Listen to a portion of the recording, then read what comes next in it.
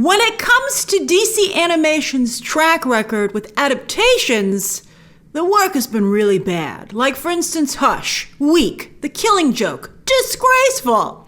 So I was very worried about them adapting The Long Halloween. I didn't think the trailers were particularly impressive, and I love the comic book. That and Dark Victory, its sequel, are two of the best Batman stories ever told. In fact, I just watched this movie, and I still went and bought digital copies. I don't know where my hard copies are. I put all my comic books in storage a while ago, and I want to reread them because they're so good. They're actually on sale on Comixology if you'd like to pick them up. I think they're each like $9, and that's the whole graphic novel for both of them. So for $18, I got a lot of good comics, and I suggest you make the same purchase. But anyway, there have been rumors, as we've discussed, that Matt Reeves has based his upcoming The Batman partially on The Long Halloween. Pumpkins have been spotted on set. And Jeph Loeb taught Matt Reeves screenwriting at USC. He was one of his professors.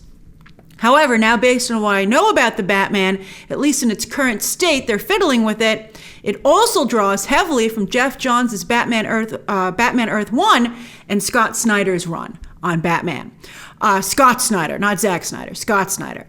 To be honest, The Long Halloween is so good, it even influenced Nolan's trilogy. I think Matt Reeves didn't need to even do a hodgepodge. He would have been very well served to just straight adapt the storyline of The Long Halloween, which Loeb and artist Tim Sale modeled heavily on The Godfather, so it's very cinematic, and it tells the story of Gotham's transition from traditional mobsters to a different type of criminal, the costumed variety, including the Bat and the Cat. You know, this influx of costumed vigilantes and rogues gallery. And that's one of the meanings behind the title. Besides the focus on holidays, it's that Gotham has become just one long Halloween. It's brilliant.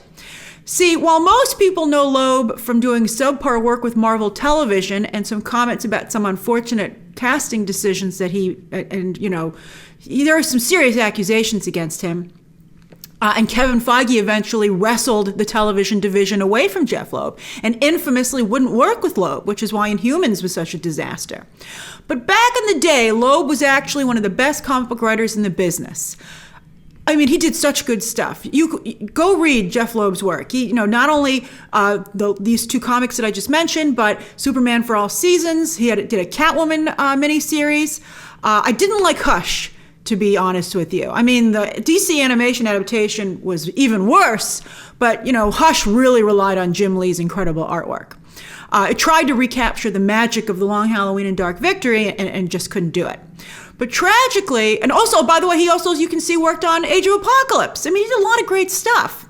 But tragically, his son passed away from cancer, and his comic book writing, never really came back to where it once was. So again, back to The Long Halloween, I was frustrated that DC Animation was likely going to turn in another subpar and possibly offensive adaptation, which would keep people from reading the comic book classic. They'd be like, oh, well, I watched the animated movie, I didn't care for it, I'm not going to then go read the comic. And I'm like, read the comic, it's so good. But I am delighted to report that DC Animation got this one right. Wow, in fact, as the opening credits rolled, I was already in awe and thought to myself, if this is a sign of the ambition of the whole film, I'm in for a treat. And that's exactly what I got. Speaking of Halloween, I thought I was expecting a trick, and I got a delicious treat. There are some changes to the original story to make it more diverse, like the Chinatown sequences, and also to add a bit more action. And overall, I'd say this animated Batman movie is actually as good as a live action movie. I tried to get some people who I know to watch it. I was like, number 5 on iTunes. It's like as good as a live action Batman movie. There's not a lot of stuff out right now. You should watch it. I couldn't convince them, unfortunately. So, adult animation is really catching on, but I don't think it's quite there yet. If you can get someone who would see a live-action Batman movie to watch an animated one, then we're in business. But as I said, we're getting closer. I just watched all 4 seasons of Castlevania on Netflix. So good. Thank you, everybody who recommended them. I'm excited. I did it to watch the spinoff. To cover the upcoming spinoff. I hope Isaac gets a spinoff. But I really enjoyed it. I was surprised at how good it was and how adult it was. It's very adult in season 3. You've been warned. And now seeing The Long Halloween at number 5 on iTunes and Demon Slayer at number 2. What a time to be alive. This is very exciting for animation and genre fans like you and me. Have you been able to convince anyone to watch any of this stuff who doesn't usually watch it? I'm trying to. And still, the best parts of the adaptation, the comic book can be proud, come from the comic, including some great lines, like when Joker wonders to Batman if he'll get a kiss at midnight on New Year's. That's so, all the Joker sequences. We'll talk about Troy Baker, who does the voice, but they're just fantastic. And while the animation isn't quite as striking as Tim Sale's artwork, which frustrated me with the trailers, when you watch the actual movie, the stylization is still there, which I appreciated, and the cinematic aspects of the artwork from the comic, from the graphic. Well, it's now a graphic novel, but it was released as a comic book.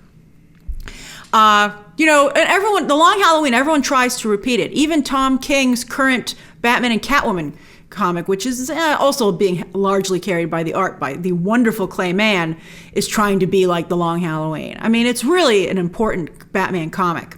But so this is great. And again, it plays like a live action movie, which is fantastic. And the movie is genuinely thrilling. I gasped out loud. I actually gasped or said, "Oh wow," to myself while watching this. And the voice cast is fantastic. Either impressive approximations of Batman the Animated Series, that original cast should be a little nervous, or newcomers who are welcome additions. Like Jensen Ackles and Troy Baker are actually as good, I'm sorry to say, are as good as Kevin Conroy and Mark Hamill, and actually sound so similar to both of them. I can hardly tell the difference between Troy Baker and Mark Hamill, and Jensen Ackles does a really good Batman. He does a great distinction between Bruce Wayne, and his Batman voice is very good. Some other people have been around lately and done a pretty good job, but their Batman always sounds a little bit comedic in that it's so gravelly and ridiculous. But Ackles is really good. It actually made me more excited for him in The Boys, his upcoming arc there. There's a tragic element to Naya Rivera's performance as Catwoman because she did such a fantastic job that if she hadn't tragically died, she could have easily played Catwoman in live action. She's just really, really strong.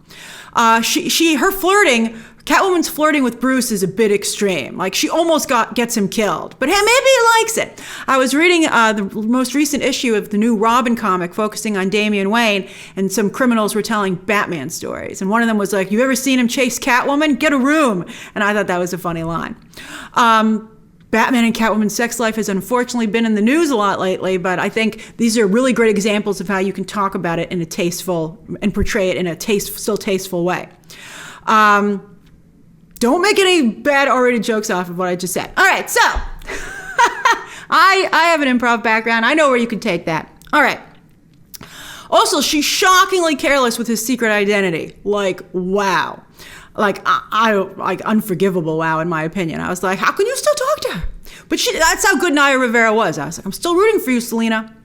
Josh Duhamel, fresh off of a great performance in Jupiter's Legacy that got him nowhere, sadly, also. He's so good on that show. I liked that show. It was flawed, but I think it wasn't fair that it didn't get a second chance.